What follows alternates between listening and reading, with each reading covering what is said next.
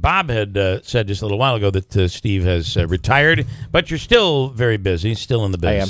Still in the biz. So it was just the other day the president of an international police organization formally apologized to minorities in America, saying he's sorry for the historical mistreatment of communities of color. Terrence Cunningham is the president of the 27,000-member International Association of Chiefs of Police, made the apology on Monday during the organization's annual conference in San Diego. Unprecedented, and what are your thoughts?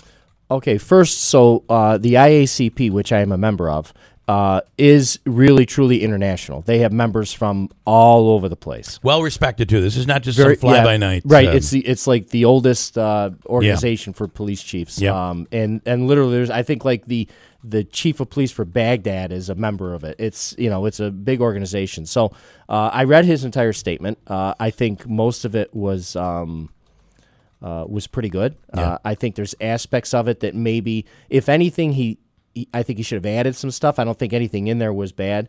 First time, though, we've seen any acknowledgement. Right, absolutely. And we both deal in PR. Sure. And we've talked about this. Mm-hmm. The way this guy is approaching this is probably the best way. If someone believes there is a discrimination out there, and oh, by the way, through our history, you're going to find plenty of discrimination, especially if you move into the South. You're not going to change their mind.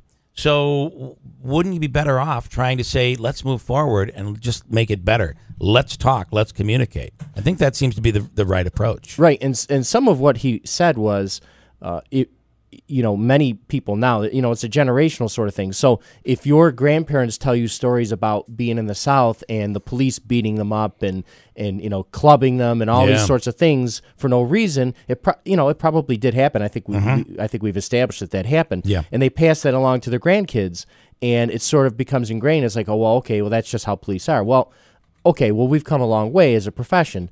The training, the experience, the way we treat people. Well, the country's come a long way. Absolutely. But and you and I have talked many times, to take a profession that has as many people in it as law enforcement and to say nobody's racist or nobody's prejudiced towards a particular race, or nobody's has a problem with, it's just not possible. It's just not possible. Right. There's just too many people involved.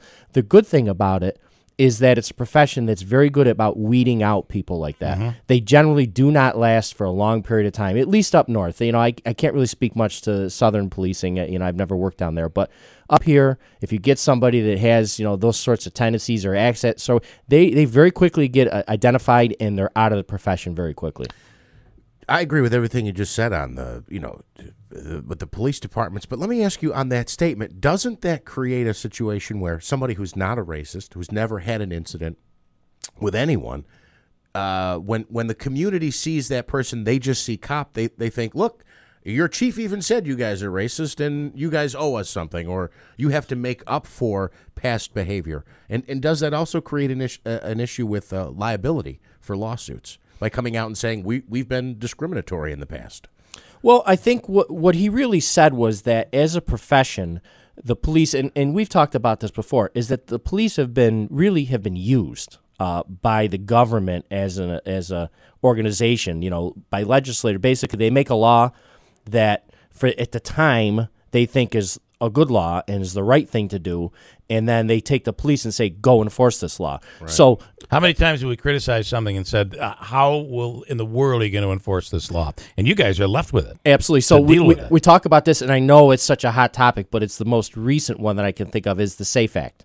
So they come out with the SAFE Act, and the governor signs it, says, here's what it is, this is what it is. How many people were you getting that would come out in the air and say, if the police come knocking at my door at midnight looking for my guns, they're going to have a problem?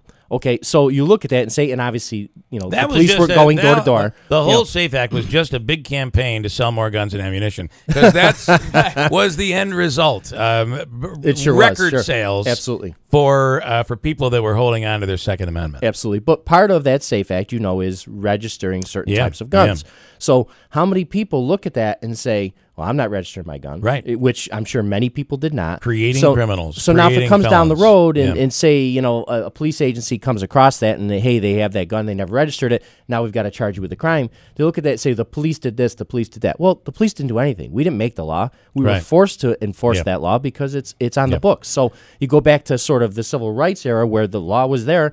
Oh, go ahead, police, do your job. Well, it's kind of not really right, but we're sworn to protect the law and do the things that we're supposed to do. To your question, I don't agree at all. And I feel that... on the liability issue? The liability, you're going to be liable if something happens from here forward. But to apologize, I guess there's a possibility that an entire race could come forward and try to have a class action lawsuit. I guess that's possible, but I don't think that is probable. But by denying... you are continuing the problem. And would you agree with that? The denial, which has been really a part of, it's been kind of the game plan up to this point, is denying that these things happened. Well, what he really said, if you sort of encapsulate the whole statement there, is he said something that law enforcement, we've said internally for years, is that we need to get better at dealing with minorities. We need to get better. What we did a few years back in Utica is, we're dealing with all these refugees. Well, how do we deal better with refugees? We need to do a better job. They don't speak the language. Right. We need to put resources in place to be able to accommodate them in their need. They need something. They have medical emergency or there's a crime been committed. We need to do better to be able to adjust to their needs and wants. So, you ever get on the phone with somebody that you're on customer service and they barely speak your language? Only every day. You struggle, right? We struggle with that. Imagine they have the same issue because Absolutely. When you can't communicate, the barrier is pretty large. There's already a unfortunately. struggle with communication when you're in a stressful situation. Right. It's right. already, no matter if you speak the language or not. And then if it's your second language or maybe not even your second language, you barely speak it, very stressful. I mean, I can imagine, you've been to other countries, you go there and maybe they speak English, you speak a little bit of their language. It's very difficult, and that's not even in a stressful situation. So, and I want to talk too that no one is saying here that the majority of police officers are great people that are out putting their lives on the line every single day. But there's a movement underway. And there's a message out there in the minority communities that the police are out to get you. And you're not going to stop that by denying. The reality, the truth doesn't matter. Its perception is the only thing that matters here.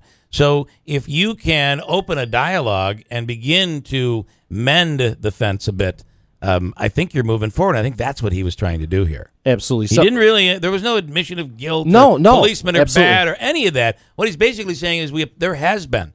We admit there has been discrimination, and we apologize for that. Now let's move forward. To me, I think that's a great. Right, and That's again, a great approach. I don't think within law enforcement, I don't think it was a revelation because it's the reason why we've had all of these programs, outreach programs for years and years and years and years, because we realize that there's a gap there that we need to bridge.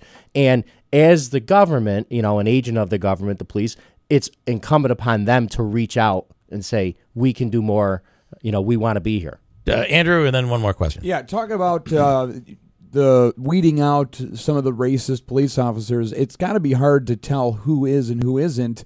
Is there some kind of method or way of telling that before an incident First like of all, that would occur? somebody could be racist and still do their job.